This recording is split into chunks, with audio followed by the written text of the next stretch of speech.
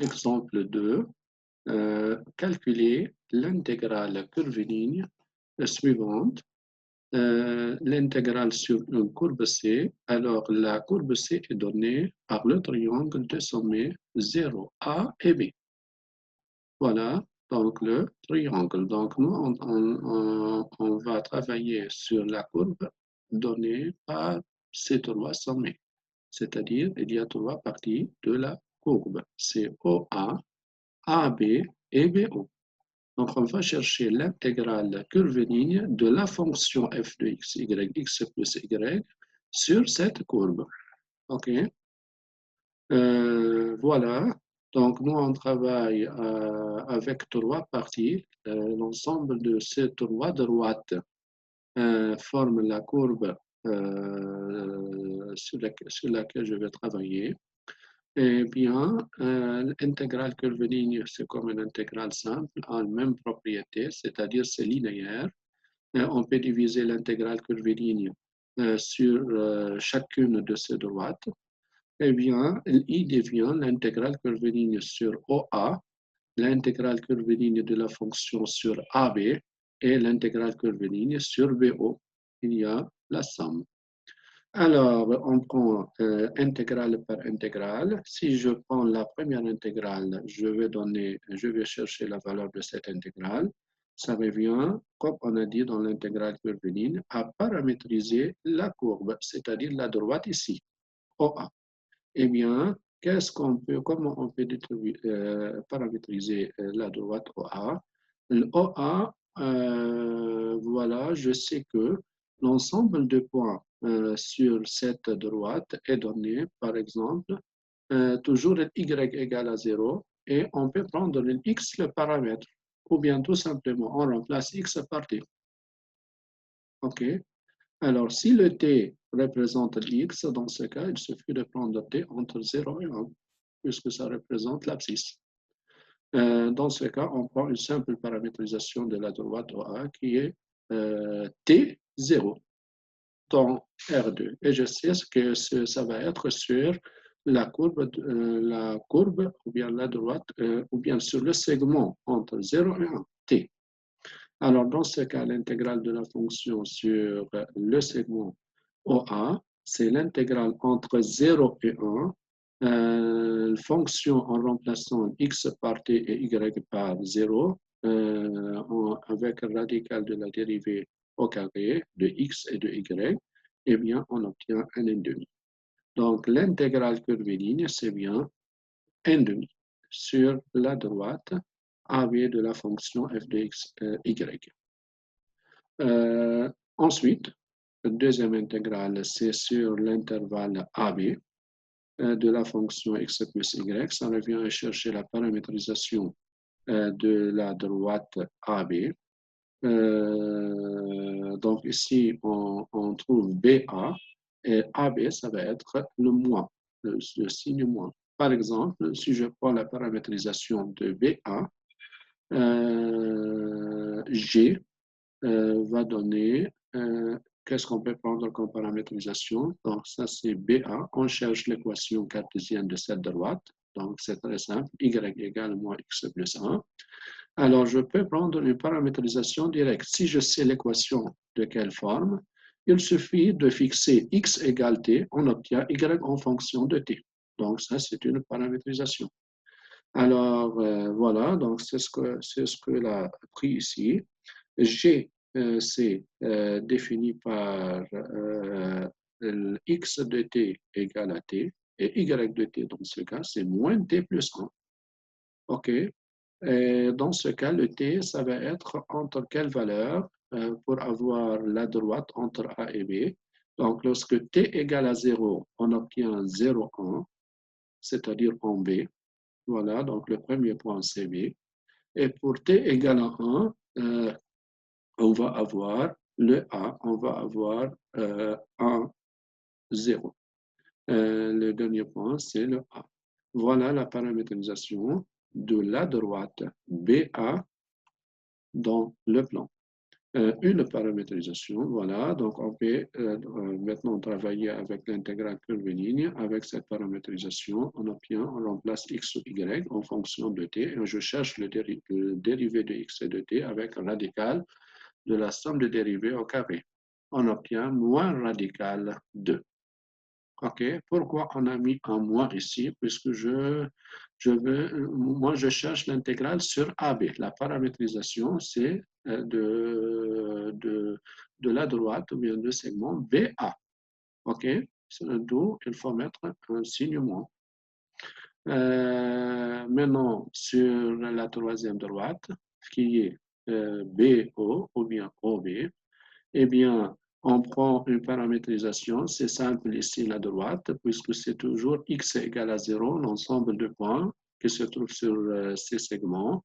Alors, lorsque x égale à 0, on prend la deuxième variable comme un paramètre, ou bien directement on le note par t. Dans ce cas, c'est bien entre le y, le t, ça va être entre 0 et 1. Pour avoir le segment OB. Alors, l'intégrale dans ce cas sur BO, ça va être moins l'intégrale sur OB.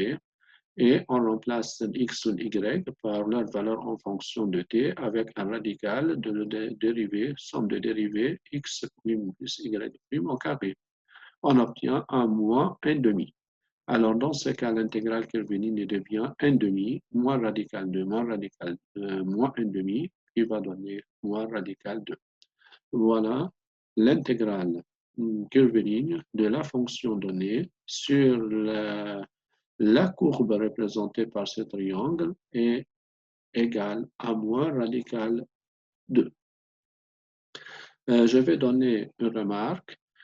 Toujours, si j'ai une courbe qui donc, c'est donnée donc, par une équation cartésienne, y égale f de x, y en fonction de x pour x compris entre a et b, c'est très simple de trouver une paramétrisation de cette courbe. Tout simplement, on fixe x égale t. Dans ce cas, y, ça va être f de t. Voilà, donc j'ai ici une paramétrisation de C est donnée sous cette forme. Dans ce cas, T entre A et B. Pourquoi T? Puisque T, on a pris l'X qui est égal à T et l'X on sait entre A et B. Donc T entre A et B. Donc n'importe quelle équation cartésienne, toujours on peut trouver une paramétrisation directe sous cette forme. Partie 3 dans ce cours, l'intégrale d'un champ vectoriel.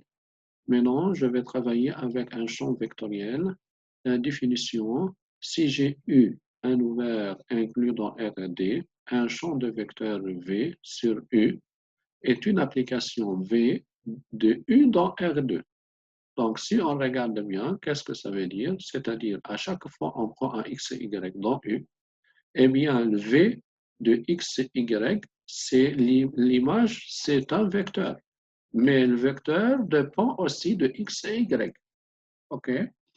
Donc, le V ici dépend à chaque x et y, il y a un vecteur. C'est pour cela qu'on dit champ, puisque normalement, à chaque x et y, il y a un vecteur.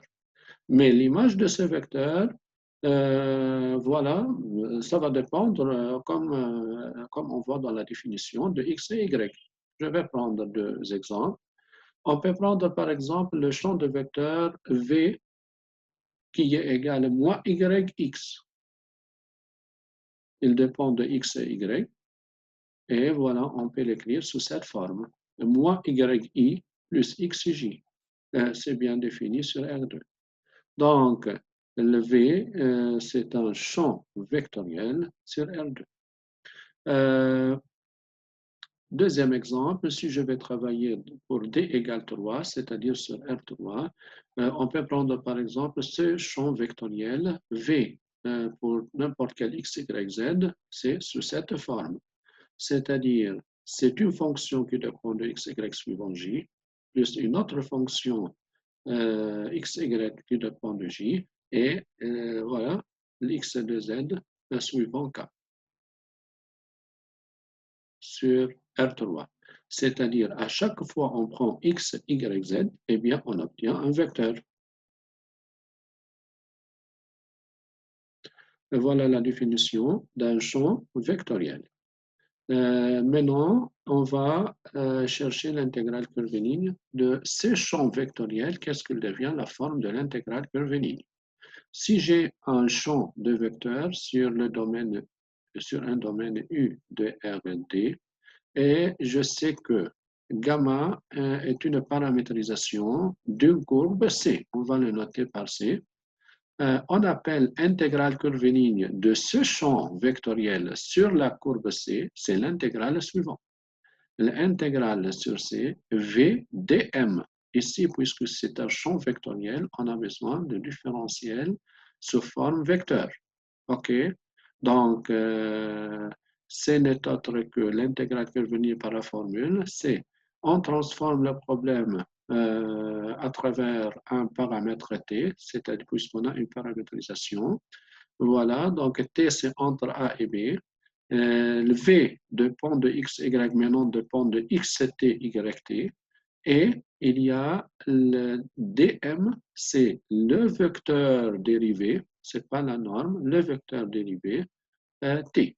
Donc, c'est le produit scalaire entre deux vecteurs. Voilà, donc l'intégrale curviligne d'un champ vectoriel. C'est-à-dire, autrement dit, si V est donné par trois composantes, P suivant I, Q suivant J et R suivant K, et gamma T donné dans R3 par exemple par X de T, Y de T, Z de T, T allant entre A et B, alors dans ce cas, l'intégrale curviligne sur la courbe C, donc, c'est comme dm représente un vecteur dx, dy, de z, si je travaille dans R3. Donc, c'est tout simplement le produit scalaire de V avec ce vecteur dx, dy, de z. C'est-à-dire, c'est P suivant de x, plus Q suivant de y, plus R suivant de z. Et dans ce cas, maintenant, on a la fonction qui dépend de x et y. On va la transformer en fonction de t. Donc, je travaille entre A et B. Donc, ça va être P en t, mais P dépend de x, y, z. C'est-à-dire, on remplace x par x de t, y par y de t et z par z de t. X prime, ça devient x prime t de t. OK, dx devient x' t dt. Donc, tout simplement, ça revient à faire le calcul de cette intégrale. Donc, qu'est-ce qu'on fait? Eh bien, on remplace l'x par x de t, l'y par y de t. Et on va avoir une différentielle dx, dy de z. C'est très simple. dx, si on va le transformer par rapport à t, c'est x' t dt, y' t dt et dz, z', dt. Alors, on obtient la somme suivante. Et dans ce cas, on obtient une intégrale simple en fonction de t. OK? Je vais donner un exemple. Si je prends une paramétrisation d'une courbe donnée par gamma de t sous cette forme, sinus t, cosinus t, t, c'est-à-dire x de t c'est sinus, y de t c'est cosinus t et z de t c'est t, pour t allant entre 0 et 2pi. Il a donné un champ de vecteurs V, c'est x, y, z, c'est-à-dire P de x, y, c'est x, et Q de x, y, z. Ici, on travaille dans R3. Donc, P de x, y, z, c'est x. Q de x, y, z, c'est y. Et R de x, y, z, c'est z. OK. Donc, il a donné ces champs de vecteurs. Je vais chercher l'intégrale curviligne de ces champs de vecteurs sur la courbe C donnée par cette paramétrisation. Alors, comme on a dit, c'est très simple. Eh bien, on transforme le travail en une intégrale qui dépend de paramètres t. On remplace, tout d'abord, on met c'est quoi V? Donc, V, c'est x YZ, on met l'X, YZ, et on met dx, dy, dz. Alors, ça revient à sinus t suivant dx, mais je sais que dx, c'est x', c'est-à-dire cosinus t de t. Cosinus t par dy, dy, c'est y', c'est moins sinus t dt. Et le troisième, c'est 1 suivant dt. Entre t allant entre 0 et 2π. 0, 2π, dans ce cas, le produit scalaire de deux vecteurs. Si on fait le produit scalaire, on simplifie, on obtient un t, tout simple. Et on obtient l'intégrale simple de t entre 0 et 2π qui est 2π2.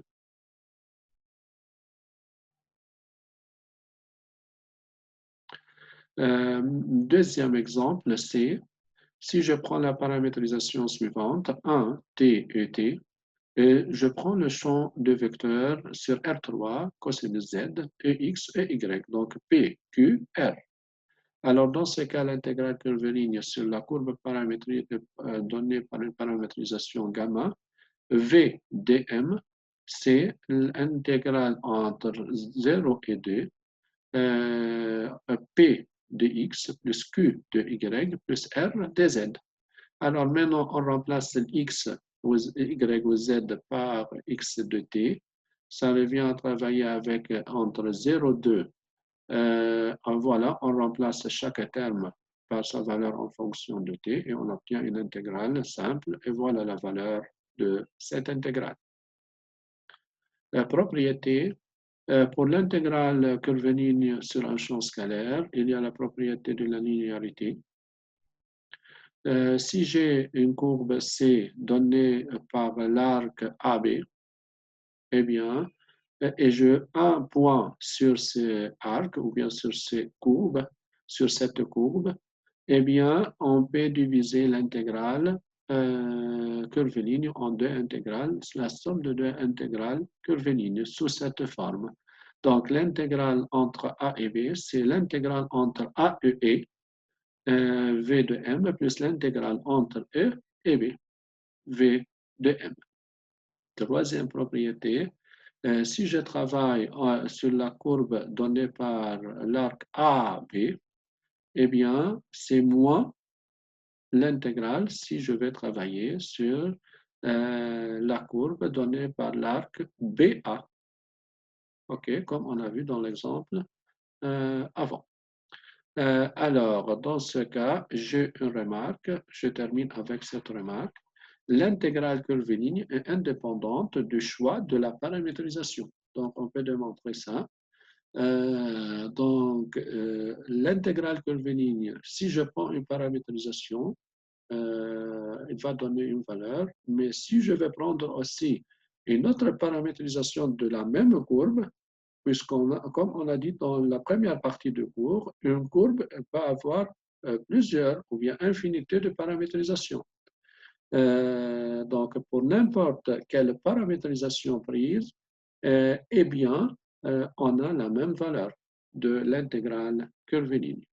D'où la remarque, l'intégrale curviligne est indépendante du choix de la paramétrisation de la courbe.